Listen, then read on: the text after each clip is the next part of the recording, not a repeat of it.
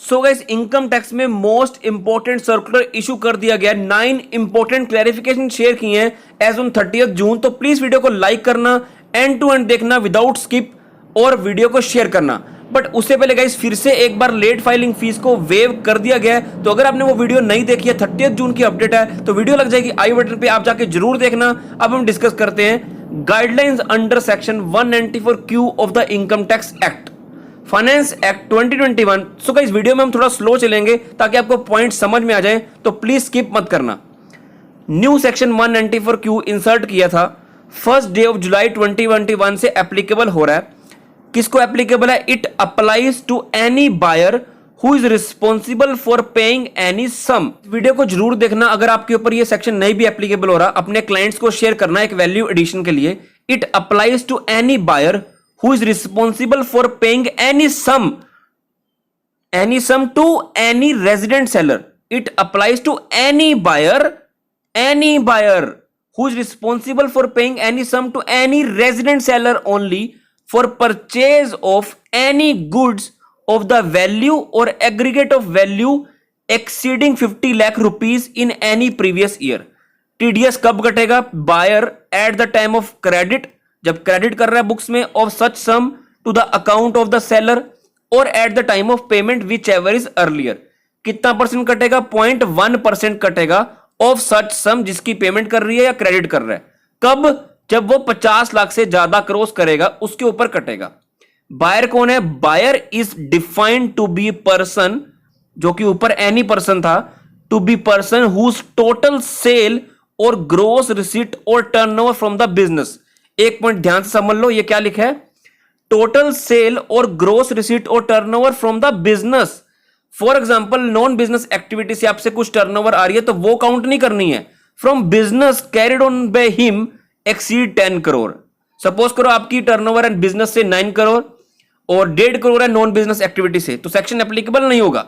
आपको बिजनेस की टर्नओवर देखनी है कि वो 10 करोड़ से एक्सीड करती है या नहीं करती है। कब? 10 करोड़ से एक्सीड कर रही है during the financial year immediately preceding the financial year in which the purchase of goods is carried out. मतलब सेक्शन कब एप्लीकेबल हो रहा है? जुलाई 2021 से। तो ये सेक्शन यहां से काउंट होगा। तो इसका जो प्रीसीडिंग प्रीवियस ईयर होगा, 2021 से पहले जो प्रीसीडिंग प्रीवियस ईयर होगा, वो देखना पड़ेगा कि क्या टर्नओवर 10 करोड़ से एक्सीड कर रही है फ्रॉम द बिजनेस एक्टिविटी, तो सेक्शन एप्लीकेबल हो जाएगा। अब सपोज करो कोई कंपनी 2021 में ही एप्लीकेबल होगी, सपोज करो कोई कंपनी 2021 में ही एप्लीकेबल होगी, तो क्या ये सेक्शन एप्लीकेबल होगा? तो उसका आंसर आपको लेटर ऑन मिल जाएगा। तो वीडियो को एंड तक देखना। आगे क्या लिखा है इसके रिगार्डिंग गाइडलाइंस आई हैं। तो number one clarification, applicability on transactions carried through various exchanges. It has been represented that there are practical difficulties in implementing the provision of TDS contained in section 194Q of the act in case of certain exchanges and clearing corporations. It has been stated that sometime in these transactions there is no one-to-one contract between the buyers and the sellers. So in order to remove such difficulties, it is provided that provision of section 194Q of the act shall not be applicable in relation to transactions in securities, commodities which are traded through recognized stock exchange or cleared and settled by the recognized clearing corporations, including recognized stock exchange located in international financial service center. Second, transactions in electricity, renewable energy certificates and energy saving certificates through power exchange registered in accordance with regulation 21 of the CERC. Calculation of threshold for the financial year 21-22। कैसे limit calculate की जाए 50 लाख की, समझना जरूरी है। Since section 194Q of the act would come into effect from 1 July 2021, it was requested to clarify ये limit कैसे calculate की जाएगी और कैसे टैक्स कटेगा is required to be deducted in respect of advance paid before 1 July 2021 and sum credited thereafter. समझे? Section कब applicable होगा? क्रेडिट और payment whichever is earlier. 1 point, section कब से एप्लीकेबल हो रहा है? 1 जुलाई 2021 के बाद से एप्लीकेबल हो रहा है। ये कह रहे हैं कि सपोज करो पेमेंट कर दी 1 जुलाई 2021 से पहले और क्रेडिट किया अमाउंट 1 जुलाई 2021 के बाद, तो सेक्शन कैसे एप्लीकेबल होगा हम आगे पढ़ेंगे। It has been clarified that since section 194Q of the act mandate buyer to deduct tax on credit of sum in the account of seller or on payment of such sum whichever is earlier, credit or payment whichever is earlier पे ये tax cut जाता है। So the provision of this subsection shall not apply on any sum credited or paid before 1 July 2021। ठीक है, कहने का मतलब क्या कि अगर 1 जुलाई से पहले कुछ क्रेडिट कर रहे हैं या कोई पे कर रहे हैं तो एप्लीकेबल नहीं होगा। ये तो बहुत सिंपल है। आगे क्या लिखा है, if either of the two event had happened before 1 July 2021 that transaction would not be subjected to the provision of section 194Q of the act. कि मतलब सपोज करो 1 जुलाई 2021 से पहले एक भी काम हो जाता है इधर क्रेडिट या पेड, सेक्शन कब एप्लीकेबल है, क्रेडिट और paid which ever is earlier. ये कह रहे हैं कि 1 जुलाई 2021 से पहले अगर एक भी काम हो जाएगा, या तो क्रेडिट कर दिया या तो पे कर दिया, अगर एक भी काम हो जाता है क्रेडिट या पेड, तो तब 1 जुलाई के बाद, सपोज करो पहले क्रेडिट किया 1 जुलाई के बाद पे किया, तो सेक्शन एप्लीकेबल नहीं है। पहले पे किया 1 जुलाई के पहले बट क्रेडिट 1 जुलाई के बाद किया, तो in that case section applicable नहीं होगा, क्योंकि that transaction would not be subjected to the provision of section this, क्योंकि either of the two event had happened before 1 July 2021। अब लिमिट कैसे कैलकुलेट की जाएगी, since the threshold of 50 lakh rupees is with respect to the previous year।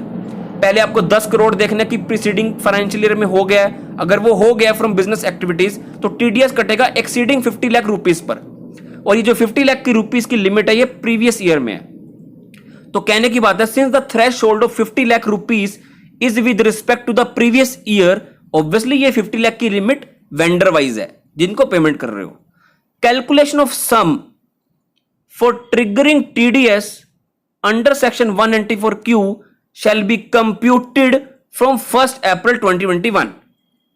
मतलब क्योंकि ये जो 50 लाख हमें देखने हैं ना कि एक्सीड कर रहा है कि नहीं करना, ये प्रीवियस ईयर में है, तो 50 लाख तो हम कैलकुलेट करेंगे 1 अप्रैल से ही। सर सेक्शन तो 1 जुलाई से एप्लीकेबल है, बिल्कुल सही। 1 अप्रैल से हम सिर्फ 50 लाख देखेंगे। सपोज करो 30 जून तक 50 लाख हो गए हैं, तो 1 जुलाई के बाद जितना भी आएगा, मतलब 50 लाख के ऊपर सपोज करो 10,000 भी आ जाता है, तो 10,000 के ऊपर आपको टीडीएस काटना पड़ेगा। सपोज करो 30 जून तक आया 40 लाख, तो 1 जुलाई के बाद सपोज करो 10 लाख आता है 15 जुलाई तक, तो तब तक तो नहीं कटेगा, क्योंकि 10 लाख आया तो मतलब 50 लाख तक तो नहीं कटेगा। जैसे ही उसके बाद 1000 आ जाता है 15 जुलाई के बाद, तो 1000 के ऊपर कट जाएगा। हम पढ़ते हैं इसे। Since the threshold of 50 lakh rupees is with respect to the previous year, calculation of sum compute करने हमने 1 अप्रैल 2021 से। Hence, if a person being buyer has already credited or paid 50 lakh rupees or more up to 30th June to a seller, the TDS under section 194Q shall apply on all credit or payment during the previous year on or after 1 July 2021 to such seller। 30 जून तक 50 लाख हो चुका है, 1 जुलाई के बाद 1 रुपया भी जाएगा तो उसके ऊपर कट जाएगा, एक्सीडिंग 50 लाख कट जाएगा। अगली clarification most important, adjustment for GST comma purchase return. It is requested, so please video को लाइक जरूर कर देना गाइस, इतनी आपके लिए मेहनत कर रहे हैं। It is requested to clarify that whether adjustment is required to be made for GST और purchase return for the purpose of tax deduction under section 194Q। क्योंकि समझो एक बार आपने क्रेडिट किया या पेमेंट किया तब आपने टीडीएस काट लिया, उसके बाद सपोज करो कुछ परचेज रिटर्न हो जाती है, तो तब क्या करना पड़ेगा, तब कैसे टीडीएस की एडजस्टमेंट करनी है, या जीएसटी का जो पार्ट है तब कैसे एडजस्टमेंट करनी है। तो क्या लिखा है, वाइड सर्कुलर नंबर 17 29 सितंबर को आया था, क्लैरिफाई किया था कि नो एडजस्टमेंट, कंक्लूड मत करना, समझना पहले मैं क्या बोल रहा हूं। No adjustment on account of GST is required to be made for collection of tax under subsection 1H of section 206C of the act, since the collection is made with respect to receipt of amount of sale consideration। कि जितना पैसा आपको मिल रहा है उसके ऊपर आपने TCS collect करना था। यह क्लैरिफिकेशन थी सेक्शन 206 के लिए। However, Situation is different so far as TDS is concerned. It has been clarified in circular number 23 19 जुलाई 17 को जो आया था, wherever in terms of the agreement or contract between the payer and the payee, the component of GST on service comprised in the amount payable to a resident is indicated separately. अगर आपको TDS मतलब आपको GST का amount separately दिख रहा है, then tax shall be deducted at source under the act on the amount paid or payable without including such GST. मतलब अगर सेपरेटली दिख रहा है, सेपरेटली GST दिख रहा है, तो TDS कटेगा without including such GST. GST for these purposes shall include IGST, CGST, SGST. वो आपको समझ में आ गया. Accordingly, with respect to TDS under section 194Q of the Act, it is clarified that when tax is deducted at the time of credit of amount in the account of seller and in terms of agreement of contract between the buyer and the seller, the component of GST comprised in the amount payable to the seller is indicated separately. अगर separately दिख रहा है, tax shall be deducted under section this on the amount credited without including such GST. Separately अगर दिख रहा है तो GST include नहीं करना while deducting TDS. However, if the tax is deducted on payment basis, आपने एडवांस में payment की है, तो in that case, because the payment is earlier than the credit, tax would be deducted on the whole amount as it is not possible to identify that payment is with GST component of the amount to be invoiced in future. क्योंकि पता नहीं है इसमें GST कितना है या नहीं कितना, तो आपको जितनी भी पेमेंट करोगे सब पे काटना पड़ेगा. Further, with respect to purchase return, it is clarified that tax is required to be deducted at the time of payment or credit, whichever is earlier. Thus, before purchase return tax आपने already इसके ऊपर काट लिया है. तो अगर आपका case आता है परचेज रिटर्न का, मतलब मनी रिफंड कर दी गई है बाय द सेलर, इस केस में जो टैक्स आपने ऑलरेडी डिडक्ट कर दिया था, आप इसे एडजस्ट करोगे against your next purchase against the same seller. Next जो परचेज होगी उसके में एडजस्ट करोगे. Next clarification, whether non-resident can be a buyer under section 194Q of the Act, जो कि हमने ऊपर देखा था, any buyer to a resident seller. It is requested to clarify if the provision of section 194Q of the Act shall apply to a buyer being a non-resident. To remove difficulties, it is clarified that provision of section 194Q shall not apply to a non-resident whose purchase of goods to a non-resident shall not apply to a non-resident whose purchase of goods from seller resident in India is not effectively connected with the permanent establishment of such non-resident in India. मतलब not apply नहीं applicable होगा non resident के ऊपर जो कि goods purchase कर रहा है फ्रॉम अ सेलर जो कि रेजिडेंट इन इंडिया है, is not effectively connected with the permanent establishment of such non resident in India. Whether tax is to be deducted when the seller is a person whose income is exempt. मतलब पूरी की पूरी income seller की exempt हो रही है, क्या TDS कटेगा? It is requested to clarify if the provision of section this apply होंगे to a seller जिसकी इनकम एग्जेम्प्ट है. To remove difficulties, it is clarified that the provision of section 194Q shall not apply on purchase of goods from a person being a seller जिसकी income सारी की सारी exempt है. Like person जो है वो exempt है, लाइक RBI, ADB, मतलब any other act by the parliament, या सेक्शन जिसकी इनकम एग्जेम्प्ट है अंडर सेक्शन 10, मतलब उसकी पूरी की पूरी इनकम एग्जेम्प्ट हो रही है सेलर की, तब बायर TDS नहीं कटेगा. Similarly with respect to sub section 1H of section 206C, it is clarified that provision of this section shall not apply to sale of goods to a person. जिनको sale की जा रही है वो ऐसा एक बायर है जिसकी इनकम एग्जेम्प्ट है. Please note above clarification would not apply अगर उनकी सिर्फ एक पार्ट इनकम एग्जेम्प्ट हो रहा है, मतलब पूरी बाकी इनकम टैक्सेबल है, कुछ पार्ट एग्जेम्प्ट हो रहा है, तब ये क्लैरिफिकेशन अप्लाई नहीं होगी.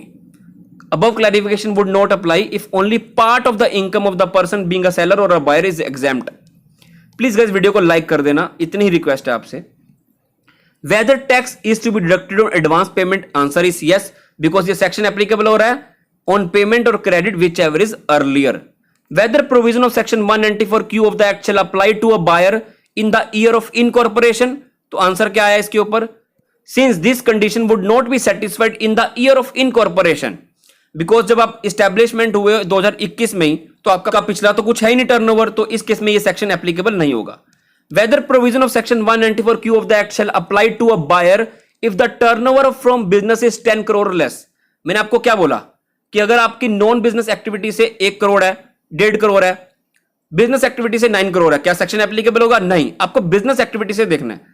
Hence the sale or gross receipt or turnover from business carried on by him must exceed rupees 10 crore. His turnover or receipt from non-business activity is not to be counted for this purpose. ठीक है, आपको business activity की turnover देखनी है, तभी section applicable करना है। Cross application of section 194O सब section 1H of section 206C and section 194Q। So guys ये हम कल डिस्कस कर लेंगे because I am not feeling well, but still मैंने ये अपडेट शेयर किया, तो प्लीज वीडियो को लाइक कर देना, शेयर कर देना और टेलीग्राम को ज्वाइन कर लेना इसको डाउनलोड करने के लिए। Thank you very much, take care, bye.